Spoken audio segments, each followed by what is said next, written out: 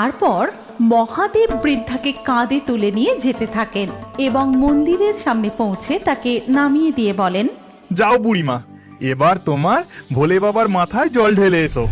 আজ থেকে বহু বছর আগে হুগলি জেলার তারকেশ্বরে উত্তরপ্রদেশের রাজা বিষ্ণু দাস একটি বিশাল প্রাসাদ বানিয়ে তার পরিবার সহ থাকতে শুরু করেছিলেন। রাজা বিষ্ণু দাসের একটি প্রিয় গরু ছিল, তার নাম ছিল কপিলা। রাজা বিষ্ণু দাসের ভাই ভারমল রাও কপিলাকে নিয়ে রোজ জঙ্গলের মধ্যে গোচারণে যেতেন, কিন্তু প্রতিদিনই কপিলা হঠাৎ দৌড়ে জঙ্গলের ভিতরে কোথাও যেন একটা চলে যেত। এমন ঘটনা প্রতিদিনই ঘটতে থাকে। এমনই একদিন ভারমল রাও কপিলার পিছু নেয়। এই কপিলা, কোথায় যাচ্ছিস? দাঁড়া দাঁড়া বলছি। কিন্তু কপিলা দৌড়তেই থাকে এবং কিছু দূর যাওয়ার পর ভারমল রাও তাকে আর দেখতে পায় না এবং সে ক্লান্ত হয়ে একটি গাছের তলায় বসে ঘুমিয়ে পড়ে। কিছুক্ষণ পর ঘুম ভাঙতে সে দেখতে পায় কপিলা তার সামনে দাঁড়িয়ে আছে। এইভাবেই দিন কাটতে থাকে। রাজা বিষ্ণু দাস লক্ষ্য করেন কপিলা দুধ দেওয়ার পরিমাণ দিন দিন কমিয়ে দিচ্ছে।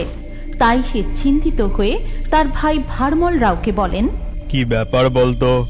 কপিলা এত হৃষ্টপুষ্ট, দিন দিন দুধ দেওয়ার পরিমাণ কেন কমিয়ে দিচ্ছে? এ যে এক বড় চিন্তার বিষয়। তখন তার ভাই তাকে সমস্ত ঘটনাটা খুলে বলেন এবং সব শুনে রাজা বিষ্ণু দাস বলেন, কি বলছো তুমি? তবে কি জঙ্গলের মধ্যেই কেউ কপিলার দুধ চুরি করে নিচ্ছে? কাল কি গিয়ে ব্যাপারটা দেখতে হবে। পরের দিন রাজা বিষ্ণু দাস তার কিছু সৈন্য এবং গ্রামবাসীদের নিয়ে ওই জঙ্গলের মধ্যে যান এবং সেখানে গিয়ে তিনি যা দেখতে পান তাই দেখে রাজা বাকরুদ্ধ হয়ে যান। রাজা দেখেন মাটির মধ্যে একটি অর্ধেক বেরিয়ে থাকা পাথরের সামনে দাঁড়িয়ে আছে কপিলা এবং সে ওই পাথরটির ওপর তার গোদুগ্ধ মিশ্রিত করছে। এই দৃশ্য দেখে গোটা গ্রামবাসী হতবাক হয়ে পড়ে এবং তারপর মাটি খুঁড়ে সেই পাথরটিকে তুলে আনা হয়। রাজা স্বয়ং সেই পাথরটিকে তার গৃহে নিয়ে যান এবং সেই রাত্রেই রাজা স্বপ্নে দেখেন, বিষ্ণুদাস, ওঠো বিষ্ণুদাস, ওই পবিত্র পাথরের মধ্যে স্বয়ং আমি বিরাজমান। আমি তোমাকে আদেশ করছি, তুমি এখানে আমার একটি মন্দির প্রতিষ্ঠা করবে, যার নাম হবে বাবা তারকনাথের মন্দির। আর তুমিই হবে আমার মন্দিরের প্রধান পুরোহিত। আর এই মন্দিরের নাম অনুযায়ী এই স্থানের নাম হবে তারকেশ্বর। এমন স্বপ্ন দেখে রাজার ঘুম ভেঙে যায় এবং পরের দিন থেকেই তিনি মন্দির নির্মাণের কাজ শুরু করেন। এইভাবেই প্রতিষ্ঠা হয় তারকনাথ বাবার মন্দির এবং রাজা বিষ্ণুদাস হয়ে ওঠেন ওই মন্দিরের প্রধান পুরোহিত। এরপর কেটে যায় বহু বছর। বাবা তারকনাথের মহিমার কথা ছড়িয়ে পড়ে দেশ বিদেশের নানান প্রান্তে।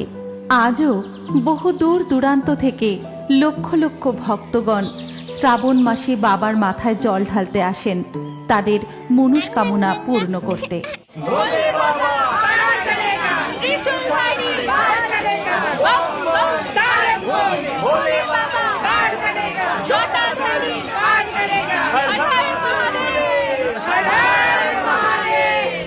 এখানে কেউ কেউ বাঁকি করে জল নিয়ে যায় নিজেদের রোগ জ্বালা থেকে মুক্তি পেতে, কেউ আবার নিজের সদ্যজাত সন্তানের মঙ্গল কামনায়, আবার কোনো স্বামী বা স্ত্রী যায় তাদের সন্তান কামনা করতে। এমনই একদিন এক বৃদ্ধা কাঁধে বাঁক তুলে নিয়ে রওনা হয় বাবার মাথায় জল ঢালবে বলে। হে ভোলে বাবা, পার করেগা, ত্রিশূলধারী পার করেগা। কিন্তু কিছু দূর গিয়েই বৃদ্ধা আর পা এগোতে পারেন না। তিনি রাস্তার ধারে বসে পড়েন। সেই প্রচণ্ড ভিড়ে সবাই তাকে এড়িয়ে চলে যায়। তখন বৃদ্ধা কাঁদতে কাঁদতে ভোলা বাবাকে স্মরণ করে বলেন, হে ভোলা মহেশ্বর, আমি যে আর হাঁটতে পারছি না বাবা, আমায় শক্তি দাও।